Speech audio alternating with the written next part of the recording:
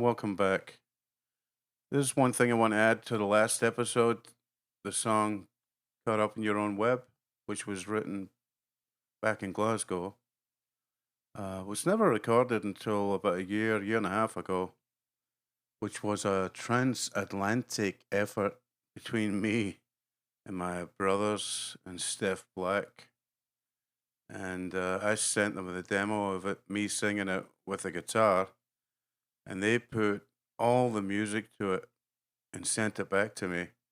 And all I really did was add the vocals and a little bit of guitar here and there that you can barely hear, but I know it's there. So I just wanted to give them their due because they actually recorded it and they did an amazing job. You can check them out on Facebook. They're called Reptile House or Padraig Monti, and their music is quite incredible. Actually, Patrick, my brother Patrick, he played the bass on a track for me last year. There's a song called Set It Free. So I should play that for you right now.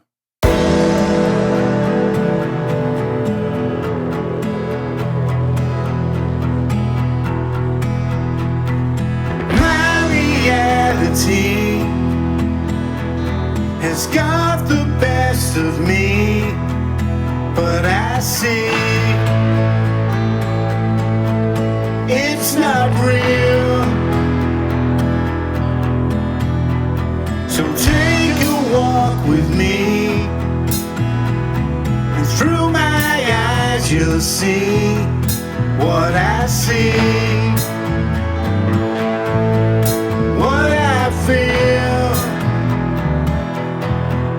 For this life is gonna be the death of me. Yeah, this life is gonna be the death of me. Through the glass I saw into an open door, and I can hear the echoes from before. There's no use in telling me for what I'll be, I'll get it right. I'm gonna make it right, 'cause this life ain't gonna be the death of me. No, this life ain't gonna be the death of me. The death of me. The death of me. The death of me. What we're waiting for, the time has come along for us to lead a new reality. There's not much fighting for the realities of war, as you can see. No one is ever free,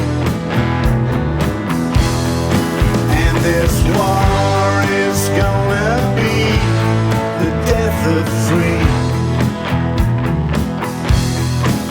Any war is gonna be the death of free. The death of free.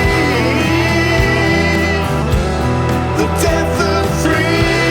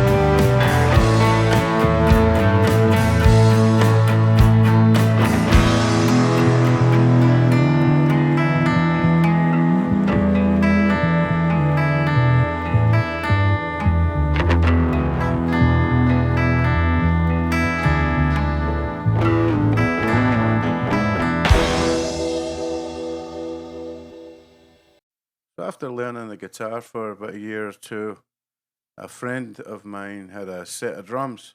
We decided to start a band. So the both of us, and then later on, another friend of ours, Robert Connor. So it was Derek Stevenson on the drums, Robert Connor playing the guitar, and we had a little three piece. And we practiced a lot. We used to go up to the park, the local park house, Blairtummock Park. We called it Tumshi House. We used to go up on a Saturday afternoon, and every Saturday we used to lug all our gear up there and rehearse for a couple of hours. And we used to record it on a boombox in the corner.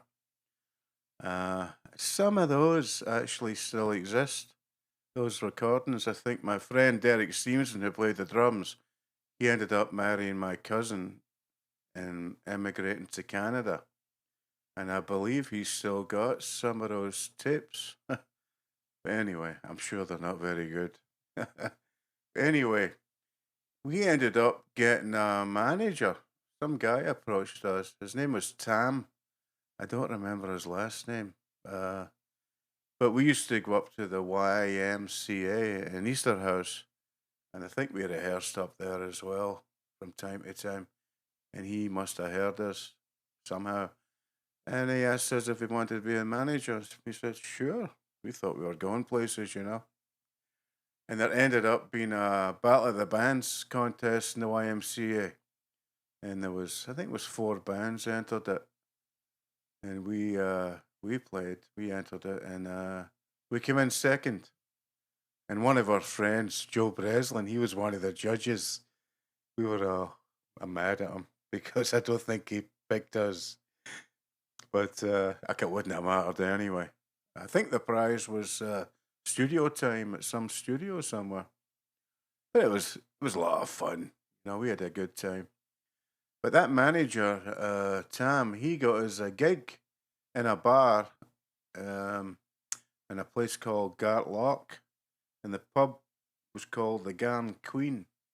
I don't know if it's still there. It was kind of if you go up way up the back end to Easterhouse, keep going, you go into these little towns that are kind of out in the middle of nowhere.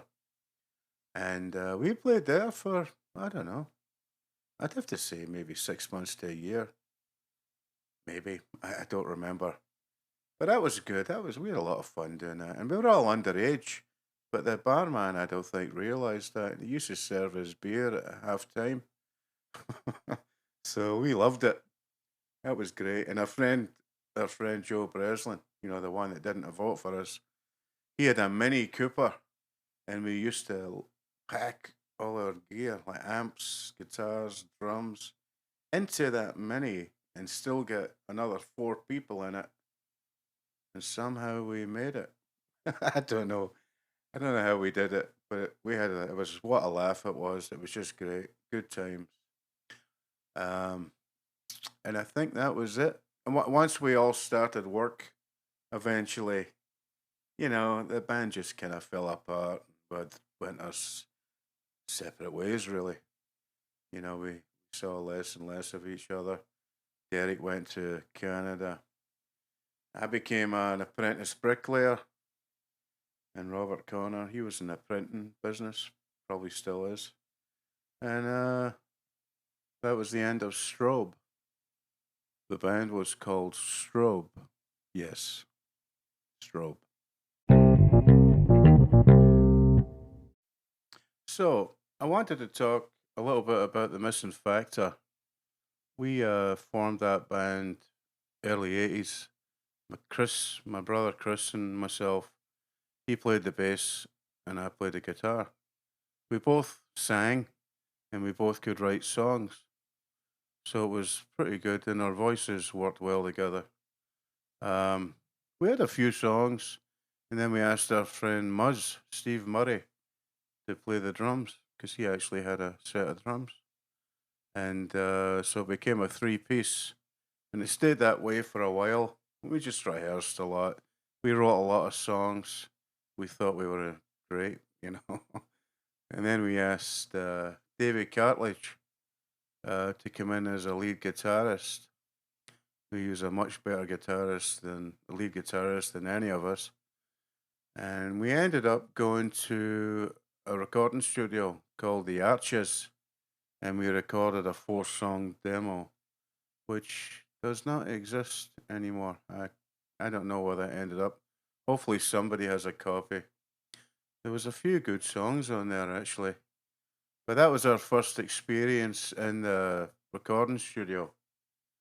And I never forget it. It was a cold, wet, dreary morning that we had to show up to this studio that was under these railway arches.